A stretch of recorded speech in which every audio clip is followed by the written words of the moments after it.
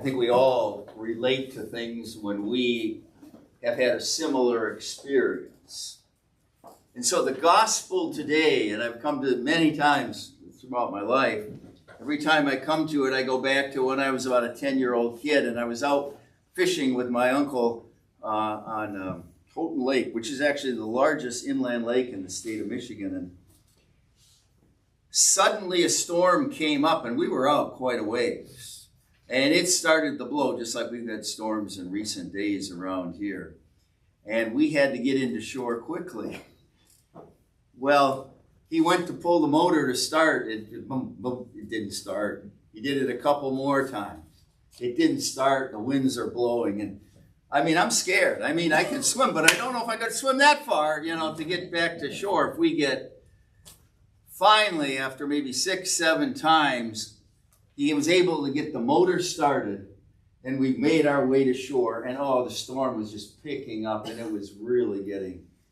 And I was scared, and I never have forgotten that. So when we come to a text like this from the disciples, they were scared too. It says their boat was already swamping, and they didn't know if they were going to make it.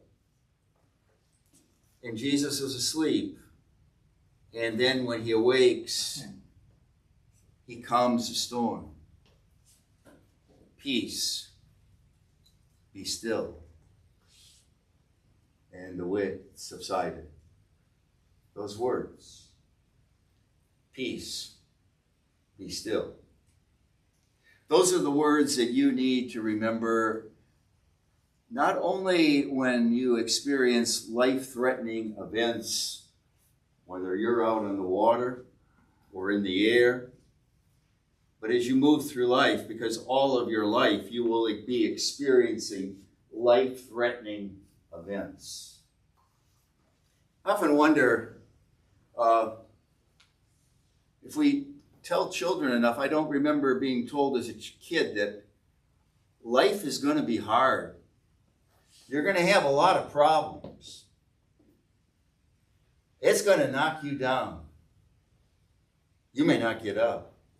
Now, you wouldn't want to maybe talk like that. You might scare a child, but that is a reality.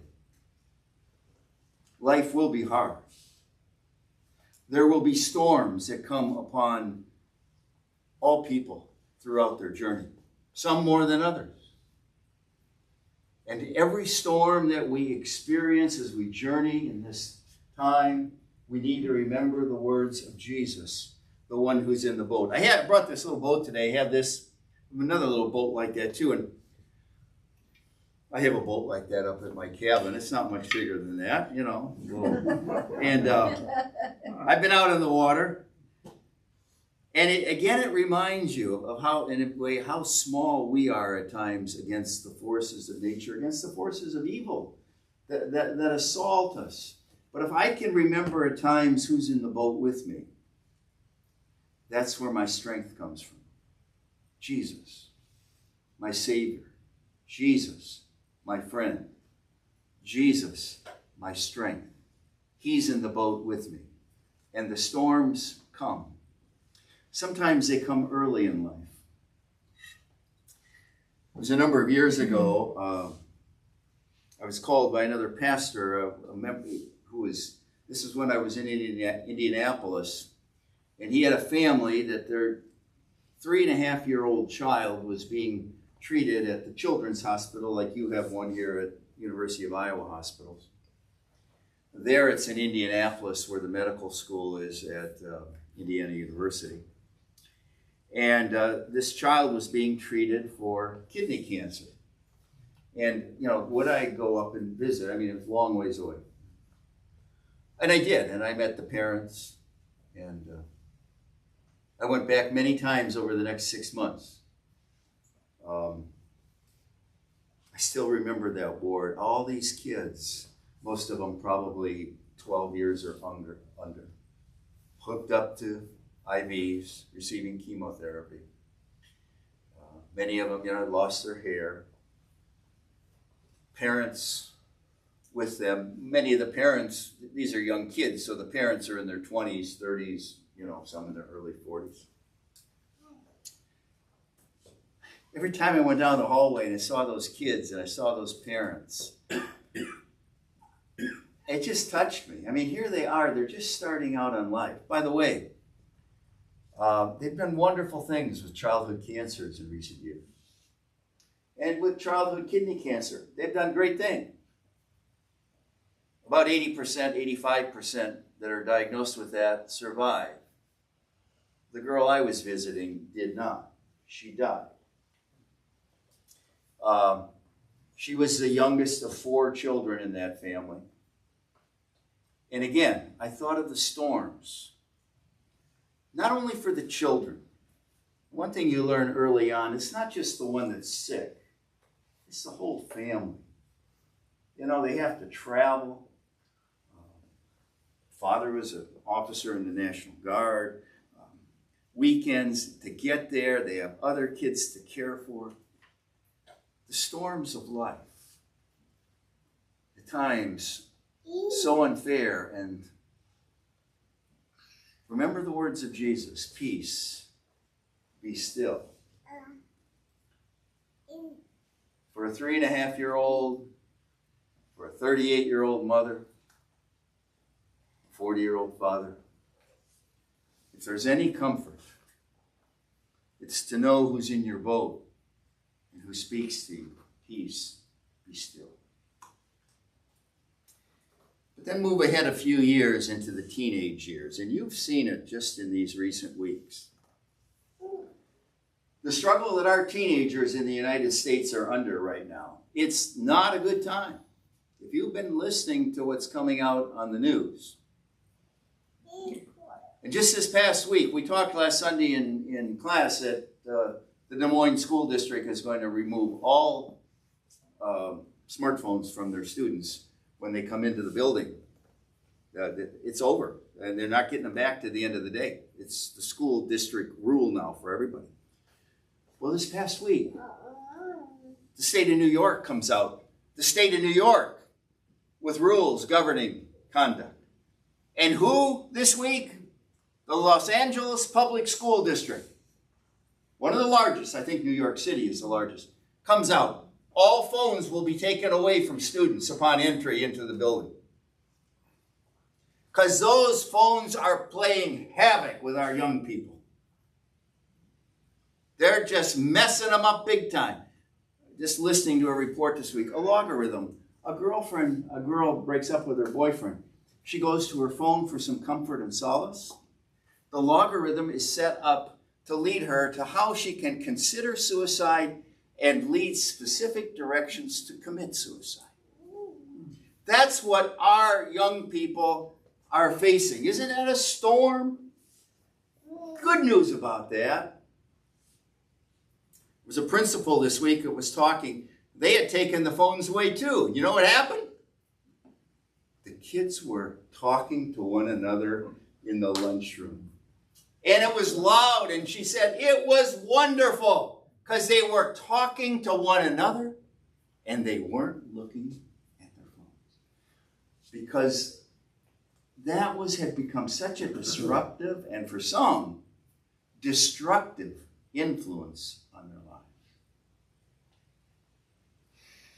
For teenagers and for their parents in this world, it's pretty rocky out there. The winds of temptation are great. And we lose a lot of kids. We really do. Remember the words of Jesus. Load yourself and your kids into that boat and remember Jesus hopefully, prayerfully will get you through. Peace, be still. I'm with you. I love your son. I love your daughter. I will be with you. Peace, be still. And then you move into the mid-years, beyond the teenage years, and for many people, they're raising families and they're trying to buy homes. And well, we were just looking, did you see, is that a crisis? It is in a way. We have a housing crisis. We have a child care crisis. The country's loaded with problems, storms. Average resale price of a home last month in the United States, $413,000. At about a 7% interest rate, if you get a 30-year fix. Most young people can't afford that. They just can't. No matter how much they save up, they have to postpone their apartment for, and that's not cheap. So you have the pressure of finances. Then you have a pressure of a job. And if you listen to most people today, jobs are not what they used to be. There's constant pressure from companies to do more with less, with no guarantee you will even have a job in the future. That's a storm. It's like a constant pressure tank you're in. It isn't fun anymore. Remember the words of Jesus. Peace. Be still. It's tough. But remember who's in the boat and who can still the storm and who can get you through. And there's another group of people in that middle age of life. And you hear a lot about them, don't you, in the storms they're facing? And that's our veterans. Recently as the United States fought in both Afghanistan and Iraq, and many of those soldiers are back now. But it's a constant problem of adjustment for those that have been in heavy combat and seen so many and killed so many in their journey. It was a story of one unit having fought in Iraq. 240. They have lost more men to suicide than they lost in battle on the combat field. Every day in America, at least 3, if not many more, of these recent wars take their own lives. Is that not a constant struggle? The torment, the anguish. Peace. Be still. If it was your son or your daughter, and they were struggling, trying to adjust, trying to live with the demons that just ripped their minds apart, wouldn't you pray for them and ask Jesus to hold on to them and just kind of see them through dark nights and lonely days and maybe find a greater sense of peace? And have we also talked not about the storms of faith? I'd ask every one of you here, you have many good friends that you have known that as adults have lost their faith in Jesus. They don't worship, they don't pray, they don't believe. Whether it's doubts of mine or heartaches of the world, they have lost their way. They have not heard that there is one in the boat with them. There is one who can make a difference. There is one who says, peace, I know what you're looking for and I'll give it to you. Come into my presence. Is that not tragic? When one loses their God, their purpose, their meaning, the storms of doubt and seduction, and distraction of a crazy, unbelieving world. Remember the words of Jesus. Peace, be still. Come into my boat. I'm going to get you home. And what about the congregations? Again, we've talked about these issues, haven't we? Congregations that, yes, their pastors are going to retire. There's nobody to replace them. What's going to happen to my church? The numbers are going down. And some of these new, well, you know what you're going to get. And you know, and you know. Oh, Jesus, we do love you. Can you help us, our congregation, in the coming months and years as we walk through this valley of unknown? Can you send us somebody who actually believes in you and loves you and just wants to serve? Peace. be still. If the winds obeyed him, will he not listen to your concerns? And then come the declining years. You know, people talk a lot about retirement. Well, I guess it's good, you know. But you see how many people get sick? You see how many people die just before or shortly after they retire? You know how many people are just get kind of lonely and lost because they don't seem to have much purpose anymore? I've heard a number of people say retirement wasn't all it was cracked up to be. And then they take care of a sick and dying wife for 3 months or 3 years. Aren't those storms? Your kids might be half a country away, and there you are sick and getting older and taking care of a sick person.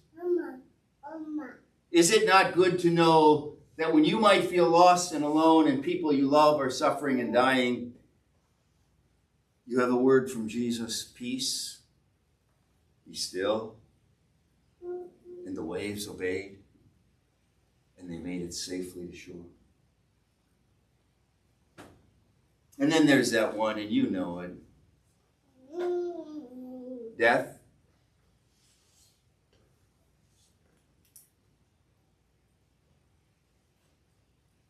Broken hearts, unsure futures. I don't know why I remember some more than others. I was at a funeral home in downtown Dubuque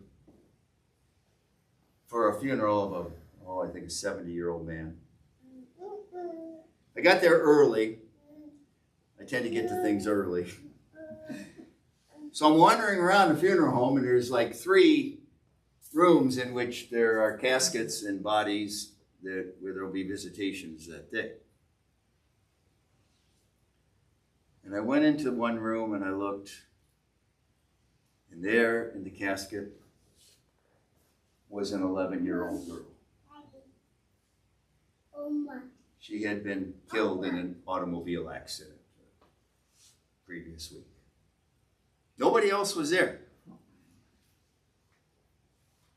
And I just thought her parents would come that day.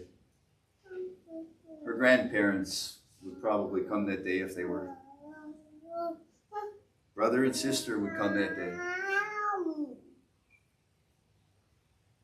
And the whole day, for every one of them, would be dark and empty. What do you say? If there is anything that can be said, it's Jesus.